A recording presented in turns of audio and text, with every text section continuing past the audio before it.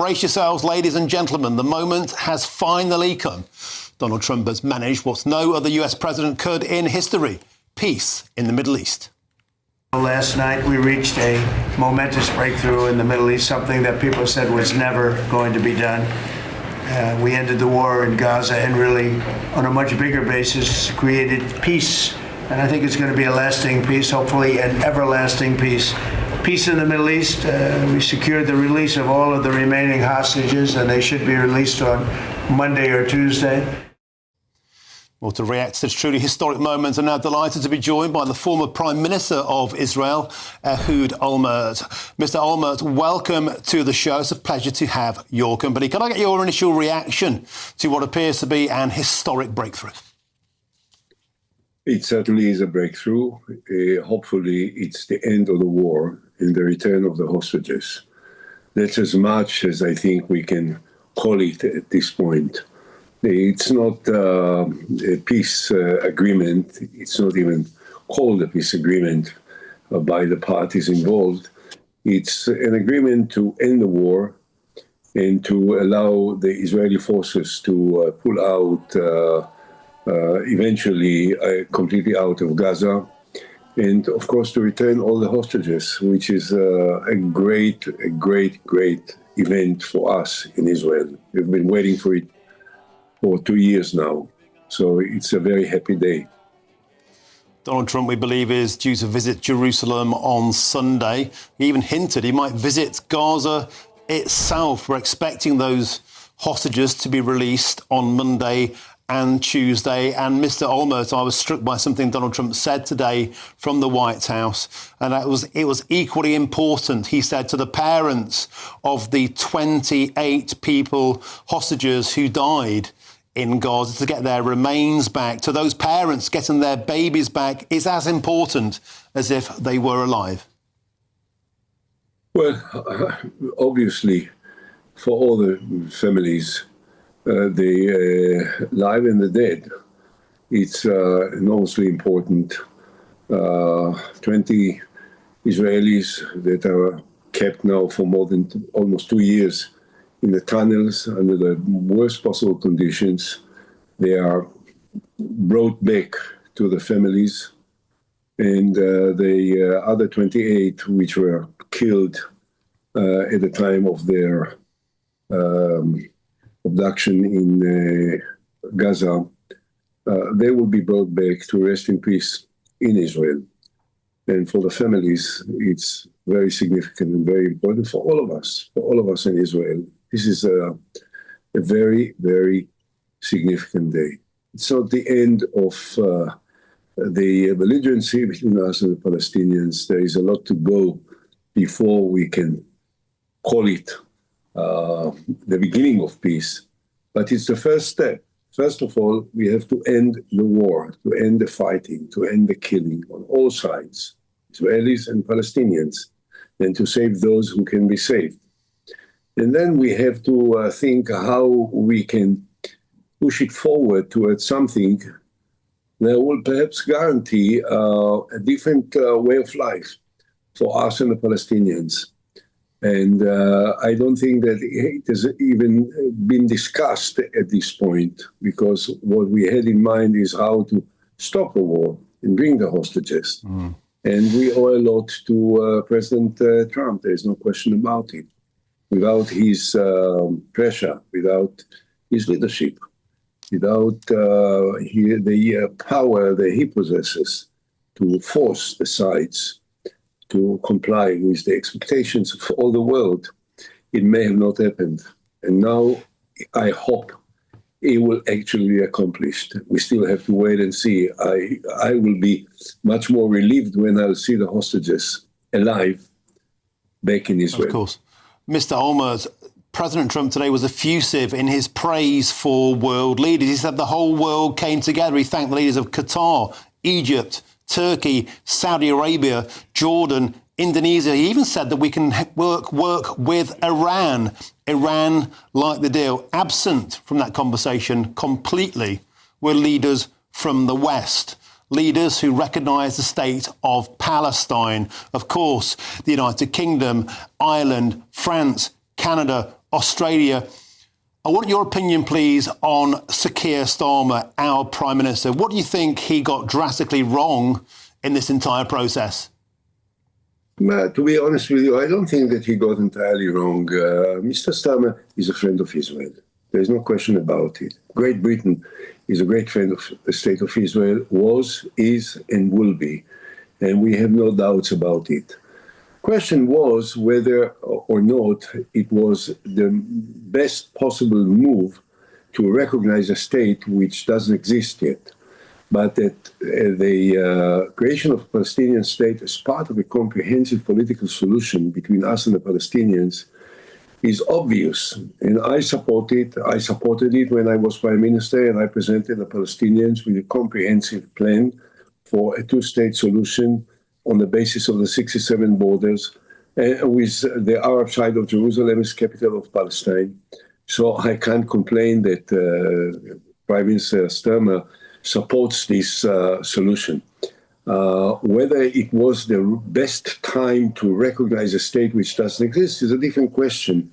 But I don't think that it was a great mistake. And maybe, perhaps, I don't know, but I can't rule it out completely, that the move of Starmer and the move of President Macron and the Prime Minister Carney from Canada and others helped move President Trump to use his power of persuasion in order to convince the Israeli Prime Minister to agree to what he could have agreed more than a year ago, and he didn't, which brought about, at the end, the bottom line, which is an agreement to end the war and bring back the hostages. So at this point, when we are so happy, we congratulate President Trump, and we have no problem with Prime Minister Starmer or with President Macron and Prime Minister Carney. They are our friends, and we will need the cooperation and the friendship in the future. OK, thank you very much for joining us. Very diplomatically put there, the former Prime Minister of Israel. I'll tell you something. I not only that I was diplomatic, I also genuine about my attitude to Great Britain and to the Prime Minister of Great Britain. OK, well, thank you for your comments tonight, and thanks for joining us on this historic day. I truly mean that. Thank you very much indeed for your time. Have you had a random call lately from a strange number, maybe trying to sell you something or even scam you? If so, your info could be out there. That's because of data brokers, shady companies that scrape the internet for your personal details and sell them to marketers or even scammers. These days, scammers can even use AI to mimic your friends' voices and trick you into sending money. It's not just annoying. Data brokers often target vulnerable people with high-interest loans or sketchy offers. But there is a solution. Incogni, the sponsor of this video. Incogni contacts data brokers on your behalf and requests your info be deleted from their databases. And because your data can keep popping up, Incogni keeps sending removal requests to make sure it stays gone. They've just launched a new unlimited plan with custom removals. If you find your info on a weird website, just send them the link and their privacy team will work to get it taken down. Getting started is easy. Hit the link in the description, create your account and let Incogni handle the rest. It's risk-free for 30 days and you'll get 60% off an annual plan with the code GBNews. Take back control of your data with Incogni. I'm joined now in the studio by the counter-terrorism extremism expert and the founder of Accordis, Majid Nawaz. Where's my panel for tonight? The editor of the Sunday Telegraph, Alistair Heath, and the political commentator, Fahima Mohammed. Welcome to you all. Majid Nawaz, I'm going to start with you. You've been effusive all along. We have to have peace, and today it seems to finally be within our grasp. Well, first of all, well done everybody involved. Well done President Trump. Well done the Israelis and on the Palestinian side and the regional powers as well. This is something that, Martin, people first, when we mentioned this as the Accordists, that we need a regional approach to this situation, people scoffed and didn't think it was possible. And here we are today. Not only has it been proven possible, it's being implemented. Hamas has literally given up their leverage. They've released all of the hostages alive, and they've promised those that are no longer alive. They've decided to release their entire leverage. That's what they were holding against Netanyahu as leverage. Once they've done this, the Israelis have not withdrawn fully from Gaza. They haven't promised to withdraw fully from Gaza. They still maintain a certain buffer zone, but Hamas is trusting that President Trump is going to be able to deliver on the details of this peace plan. And so I think it's a moment really historic that all of us should take stock. This hasn't happened since the assassination of Anwar Sadat in 1981 in Egypt, because the Oslo Accords between Arafat and Yitzhak Rabin were bilateral. They were between Israelis and Palestinians. For the first time since 1981 and Anwar Sadat's assassination, there's been a regional approach towards peace in the Middle East, vis-a-vis Israel and their partners and regional neighbours. Pakistan has been involved. You know, that's a nuclear power. Indonesia's been involved. Egypt, Qatar. It truly is, and I think everyone should take a moment just to sigh a sigh of relief. It truly is a historic occasion. Thank you very much, Majid. Now, stick with us for the next section. Just live pictures on your screen now of Hostage Square there in Tel Aviv. Of course, a huge anticipation of the historic return of those hostages due on Monday and potentially Tuesday. Let's get to my panel now. I'd like to start with you, if I could, Fahima Mohammed. Would you like to join in thanking Donald Trump? What, for him to take over Gaza and build a Riviera? I mean, at the end of the day, this is not something that we should really be celebrating, because it is in line with Western takeover. It's modern day colonization, as far as I can see. How can a colonisation? Of course it is. How can it be a colonisation when Hamas, a terrorist organisation, will be removed from a dictatorial control of a country and a democratic system is due to be installed with the help of Donald Trump, with Tony Blair, to get the country back to a fair and just country? Okay. Well, a war criminal... You think Blair is worse than Hamas? Listen, he had so much to do with what happened in Iraq, and at the end of the day, he's a war criminal, just like Netanyahu. They're both from the same coin. And also, when it comes to Trump, he has got no interest in the Palestinian people. And Netanyahu, if you watch Israeli TV, has not actually agreed to this. Hamas has, but he hasn't. He still has to confide in his far right-wing administration government to get approval. Do you want this war to end? 100%, but so not why are you on... not jubilant today? Because we've seen this happen again and again and again, and unfortunately it's not come to what the Palestinians are put first. It's not come to the people. It's not even about Hamas. That's just one small region that's taken over. The occupation still exists. The apartheid, the control. It is not a fair state. It is not a democratic state as people think and see. It's not a democratic state now of Hamas control. There are prescribed... Well, it's not even with Netanyahu involved. They have different military, systems for the Palestinians and civil for the rest of them. So let's just not pretend that it's all nice and easy and Donald Trump being the peace provider here, when it's exactly the same as Iraq, that they have to even invoice their own money to the United States in order to get their own money in. They come in there, they take over, and they rule. And that's what happens. And they put puppets in there to actually say, oh, yeah, you've been taken over by your own people. But it's not like that. It's been placed by the Western governments. Alistair Heath, let's bring you in. Some people, I guess, would never be happy with what's happened today because perhaps Donald Trump brokered it, and that means it would never float their boat. What's your take on today? Today is a great day. I think it's a masterstroke by Trump. I think Trump has emerged as a remarkable diplomat. First, you had the Abraham Accords in his first term, which were an incredible achievement.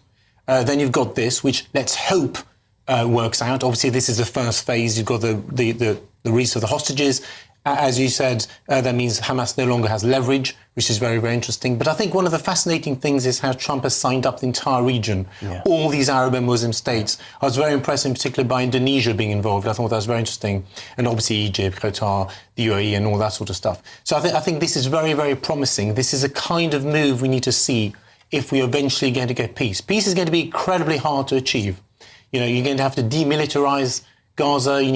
You need Hamas to be removed from power. I'm not sure whether that's going to happen. There could even be a civil war in Gaza with the clans and all that sort of stuff. So we've just got to hope to see some progress. May I interject, because I think we do have some progress here. We've got a major breaking news line just coming out, and it's this. The Gaza Hamas chief says we declare an end to the war today and the start of a permanent ceasefire.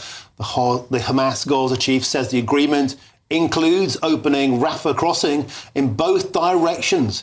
And the Hamas Gaza chief says the agreement will see the release by Israel of all jailed Palestinian women and children. And the Hamas Gaza chief adds the group received guarantees from mediators and the US administration, all confirming that the war has completely ended. Historic news there, the Hamas chief saying the war is over, hostages will be returned. A significant breaking news line. This comes, of course, as the Israeli Security Cabinet meeting ends and the government ministers are convening. Huge breaking news. We'll have